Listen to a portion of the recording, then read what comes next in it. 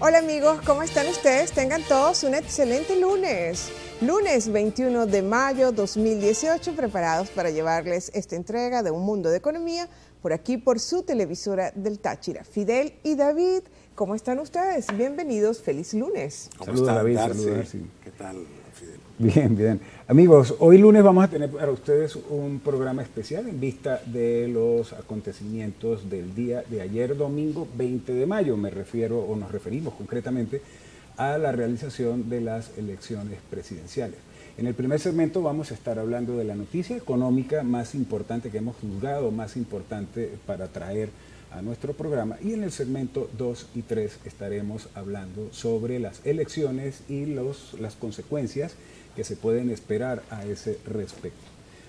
Referido a la noticia económica de la semana, canasta básica se disparó en abril pasado a más de 138 millones de bolívares fuertes.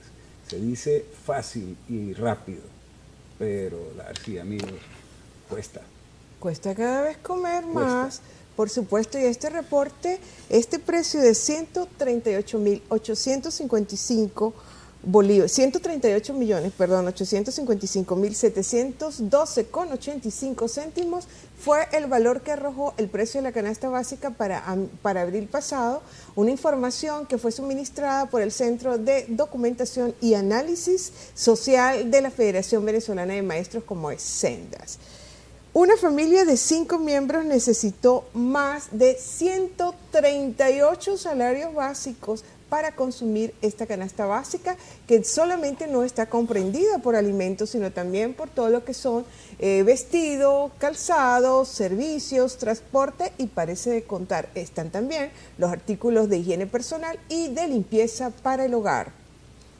Bueno, es un dato terrible, alarmante. Sumamente fuerte, que habla por sí solo de la dinámica que está tomando el fenómeno de la hiperinflación en Venezuela. 138 millones de bolívares frente a la formación o la configuración que tiene el salario mínimo. ¿Cuántos salarios mínimos requiere una familia para poder cubrir el costo de la cesta básica? Entonces esto nos trae inevitablemente a un primer análisis muy superficial, en el que notablemente, tiene uno que decirlo, prácticamente en este país, en este momento, ninguno de nosotros los venezolanos tiene ingresos suficientes para cubrir la totalidad de la cesta básica. Un porcentaje muy bajo de la población, que tiene que estar por debajo del 5%, está en capacidad, por sus ingresos, de poder cubrir el costo de la cesta básica. Sí, yo creo que ya ni con ingresos en divisas. No, por supuesto que no, porque como lo decíamos, una familia de 5 miembros necesitó más de un salario mínimo para cubrir y poder consumir esta cesta básica. La variación respecto al mes de marzo pasado fue de 63.409.608 bolívares con 2 céntimos, una variación que representa el 84%. David, tú nos decías aquí entre telones que los precios están subiendo mes a mes casi en una doble proporción. Están duplicando prácticamente. Eso significa que el mes entrante vamos a estar cerca de 300 millones de bolívares. Claro, es lógico. Claro, por supuesto. La inflación de marzo fue del 81% y la de abril, esta que estamos comentando, fue del 91.75%. O sea, redondeemos, 100% se doblan los precios. Nada más de abril 2017 a abril 2018 hubo un incremento de 11.397,7%, es decir, el incremento anualizado de la canasta básica, lo que corresponde, 137.641 bolívares con 137.641.692 bolívares con 65 céntimos. Y es verdad, David y Fidel, que para mayo el SENDAS esté reportando ya un precio de la canasta básica en más de 300 millones de bolívares, porque hay una proyección de inflación al cierre de este año 2018 de 160.000% de seguir la situación económica tal cual, sin tomarse medidas al respecto. Correcto, porque y ahí es donde está el detalle, y es que no se ataca el fondo del asunto, o sea, no se están generando en el país políticas económicas antiinflacionarias, ni se está tratando de resolver los problemas estructurales que generan el problema de hiperinflación que estamos viviendo. Exacto. Mientras tanto, pues la economía nos devora al punto, ya pulverizó todos nuestros bolsillos, el dinero como tal está atomizado y las necesidades, el hambre cada vez mayor. Vamos a hacer una pausa comercial y ya regresaremos con más de Un Mundo de Economía por aquí, por su televisora del Táchira.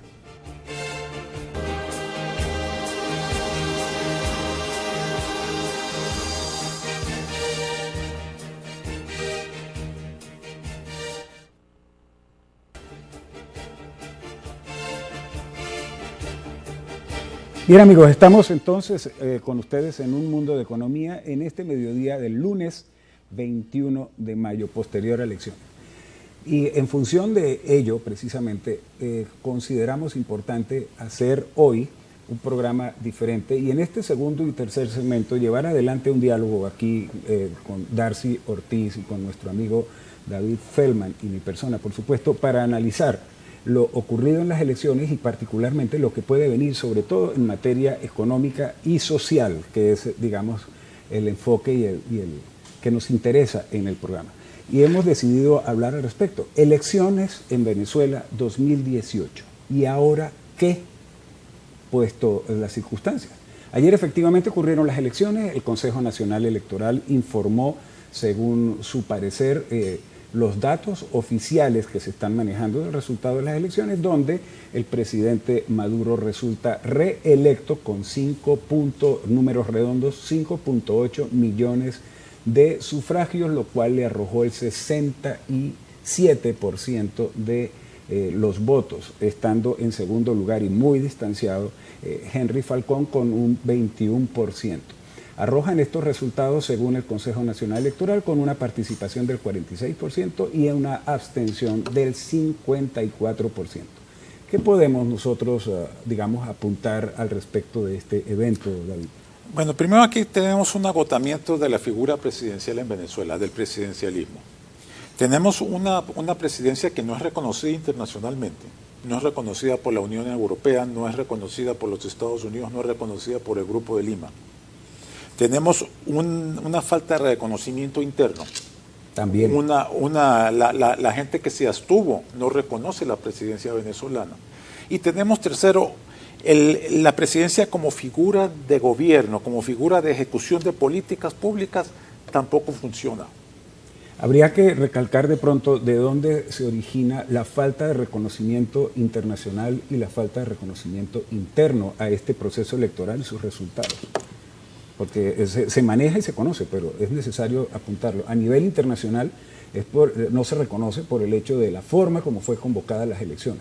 Las elecciones fueron convocadas por un organismo que tampoco es reconocido a nivel internacional, que es la Asamblea Nacional Constituyente, y se hizo fuera de los parámetros establecidos en la propia Constitución de la República. Entonces, se considera que es una convocatoria ilegal y, por tanto, entonces las elecciones son ilegales. Las elecciones carecen de testigos locales, carecen de observación internacional. No se modificó el Consejo Supremo Electoral.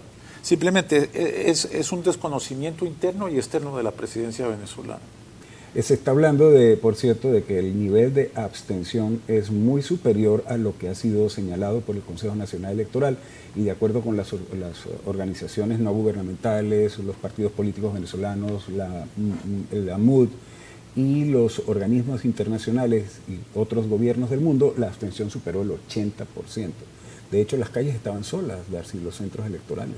Sí, se habla de 80-82%. El presidente Maduro volvió a ser reelecto con un 67,7%, ¿no? De los que votaron. Diferencia respecto a sus contrincantes. Pero dado todos esos resultados oficiales por parte del Consejo Nacional Electoral, entonces vale preguntarse, ¿y ahora qué? ¿Ahora qué? En función de la economía, del sistema económico que está colapsado, que ya está prácticamente en extremo de posibilidades, porque es la situación en la que está llegando el gobierno respecto a la gestión económica, ya está llegando al extremo de sus posibilidades. Nada más vale señalar la situación tan crítica por la cual se presenta la petrolera venezolana como es PDVSA, con todo lo que tiene que ver con las demandas de ConocoPhillips, todos los pagos que deben hacerse, en fin. ¿Y ahora qué? ahora qué, porque la falla tan grande que ha habido es pretender haber politizado la economía. Sí. Nosotros le damos a un presidente grandes poderes a una persona, al presidente. Eso lo llamamos presidencialismo. Correcto. Ahora, es imposible que una sola persona pueda ejecutar un programa de gobierno. Eso lo tiene que hacer el Consejo de Ministros. Con asesoría técnica, con un equipo impresionante. Correcto, pero el Consejo de Ministros, como tú lo mencionas, carece de la infraestructura para llevar adelante políticas públicas. Un Consejo de Ministros que lleve adelante un programa de gobierno tiene que tener una oficina especializada que se llama Secretaría del Consejo de Ministros, que no es el Ministerio de la Presidencia, es una cosa diferente. Es el que establece, el que organiza las reuniones de gabinete, el que asiste a cada ministro, el que establece las políticas. Genera la agenda. Es un organismo técnico. El Consejo de Ministros como tal carece de un tipo de infraestructura como esa. Normalmente otros países tienen la figura de jefe de gabinete que hace más o menos lo mismo, o a veces un primer ministro. Eso podría explicar entonces cuál es el porqué en buena medida de las carencias, de la calidad, ¿no?, técnica de las medidas que se vienen adelantando desde hace 2 décadas en Venezuela, desde que llegó la revolución al poder. Pues ante esa carencia, David, que no tenemos dentro del sistema de gobierno, la estructuración de un gobierno, es que se justifica la situación por la que estamos, y que no viene solamente de este gobierno. Esto viene de gobiernos anteriores. Lo peor es que ya llegamos a una situación extrema donde hay un colapsamiento total de la economía nacional. Antes que eso, necesitamos equipos ministeriales asistidos con asistencia técnica, que lleve adelante un programa de gobierno para estabilizar la economía. Ahora, tenemos una presidencia que no es reconocida internacionalmente, que no tiene la confianza de los mercados internacionales, de los mercados financieros internacionales, que tiene un desconocimiento interno, y encima carecemos de una estructura, de un Consejo de Ministros capaz de llevar a cabo algún tipo de estabilidad económica. Y entonces ahí vale acotar cuáles son la situación de efectos finales en las que estamos, con una PDVSA en caída franca y libre de su producción, sin reservas internacionales monetarias el país, con una deuda externa creciente en default porque no estamos cumpliendo los pagos, y pare usted de contar. Por eso nos hacemos la pregunta, ¿y ahora qué? Vamos a hablar de posible respuesta a esta al venir de los comerciales. No se retiren, por favor.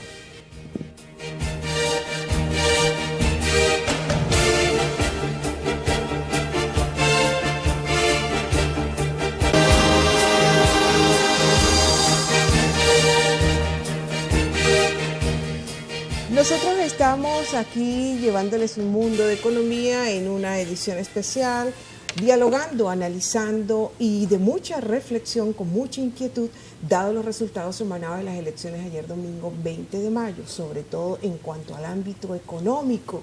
¿Y ahora qué? Conocidos los resultados, anoche oficialmente hablando, los cuestionamientos y los pronunciamientos por parte de la comunidad internacional fueron muchos en contra, más que a favor por parte de países, como lo dijimos en el segundo segmento, por parte de la Unión Europea, de los Estados Unidos, Canadá, el Grupo de Lima, y párese de contar. En tanto no haya un cambio en el sistema político, pues no se vislumbra para nada en el corto, mediano plazo un cambio en el sistema económico. La economía está agonizando, el país está expirando económicamente hablando, y entonces ¿cómo vamos a quedar? La situación es crítica, es muy dramática, y el problema político no se vislumbra para que haya un acuerdo, para que haya una unidad y se empiece a trabajar para reactivar el aparato productivo nacional. David y Fidel. Bueno, la situación de Venezuela amerita un gobierno de transición, un gobierno de unidad nacional y de transición, en donde los partidos tienen que estar suspendidos, por lo menos, para decirlo así. O fusionados todos en una sola masa, ¿no? En una sola masa. Unidad, la mesa de una sola masa. Recuerda tú que cuando existió la Segunda Guerra Mundial en Inglaterra, se formó un gobierno de unidad nacional y se suspendió el sistema de partidos durante la guerra. Es decir, conservadores, liberales y laboristas establecieron un solo gobierno de unidad nacional durante y suspendieron las elecciones durante la duración de la emergencia. Y eso tiene que ser así para eliminar la rivalidad política y de manera que, digamos, toda la estructura política del país se concentre en un solo objetivo. Ahora, necesita un programa de emergencia para estabilizar la economía. La petrolera está colapsando y no tenemos dinero o capital con que reconstruirla. Necesitamos ayuda internacional urgente, necesitamos ayuda humanitaria y necesitamos un programa que sea creíble tanto en el interior como al exterior. Claro. Y eso no lo tenemos, efectivamente, porque estamos en el limbo. Estamos en un limbo porque no hay reconocimiento internacional al gobierno que resultó electo, o sea, la reelección del gobierno del presidente Maduro no tiene apoyo.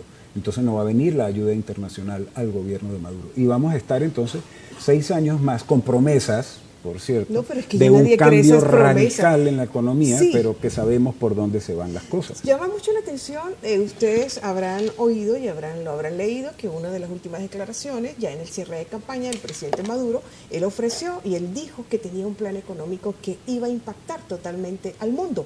Pidió 5 o 6 años más de gobierno para darle un cambio radical a la economía nacional, un cambio radical muy encauzado hacia el crecimiento, el desarrollo, el progreso y ese bienestar económico social que siempre ha sido tan prometido, pero que cada vez ha sido menos cumplido, porque las evidencias del efecto demostración está a la vista de todos nosotros. Así es. ¿Y qué podemos entonces esperar, Darcy? Si lo que estamos viendo a nivel internacional son reacciones en contra, mayoritariamente, pues entonces no podemos esperar otra cosa que un incremento en las sanciones políticas y económicas contra el gobierno venezolano y por extensión contra el país venezolano. Exactamente. Porque ahora sí vamos a sufrir en carne propia con más intensidad el resultado, digamos, de todas estas sanciones y de todo este desconocimiento. Mira, más que sufrir sanciones, estamos sufriendo esas consecuencias de una carencia de una política económica. Correcto. Eso está colapsando este país. Este país está muriendo. Estoy de acuerdo contigo, porque, por ejemplo, la situación del país no requiere, por ejemplo, para perder las exportaciones petroleras, que nos hagan un bloqueo internacional petrolero. PDVSA dejará de exportar petróleo al paso que va de pérdida de producción en menos de un año. Entonces no necesitamos que nos cierren los mercados, porque nosotros lo estamos perdiendo por incapacidad de producción y exportación. Esa es la gravedad de la situación. Y un programa, esto es inevitable, un programa de emergencia, un programa de transición y de emergencia para estabilizar, por lo menos para estabilizar la economía y la moneda inicialmente. Pero entonces quedamos entrampados, que es lo que estamos hablando, Darcy, porque para eso se requiere un cambio político profundo e inmediato. ¿O es que el actual sistema político, el actual régimen de gobierno va a acometer un cambio de esta naturaleza en un programa? Ahora, este país necesita reformas políticas de tipo constitucional. Tenemos que reformar el Ejecutivo. Sí, no solamente cambiar un gobierno. No. Hay una estructura que no funciona, una estructura que está colapsando este país. La carencia de funcionamiento del Consejo de Ministros, las carencias de la administración pública y las carencias de una confianza interna y externa en lo que un programa de gobierno significa. O sea, tú tienes que generar confianza. Tengo una pregunta para ustedes clave. dos. Ante los resultados emanados oficiales y los que están calculados por otros organismos, ¿cómo quedará? ¿Cómo debe funcionar actualmente la maniobra que debe tener la oposición en este caso? Importante. ¿Tendrá la ¿Cuál es el pericia, rol la de la inteligencia, oposición? la estructuración para actuar? Con el grado de desunión que están mostrando, difícil. Cada quien una parcela. Rápidamente, David. Yo creo que la estructura de la MUT tiene que cambiar a una forma de instituto o agencia que proponga un programa unitario. Y insisto en que el sistema de partidos debe ser suspendido temporalmente mientras dure la emergencia. Exactamente. Muchísimas gracias. Así es. Gracias, David Darcy. Sin perder el ánimo y confiados en que encontraremos el camino, vamos de esta manera a concluir nuestro programa de hoy. Están invitados para mañana, un punto candente en la economía. Darcy. Muchísimas gracias, amigos, por su atención, y ya saben que debemos conducirnos con mucha inteligencia, con mucha cautela para compartir el protagonismo que hoy en día tiene la economía. Feliz lunes, buen provecho, será hasta mañana.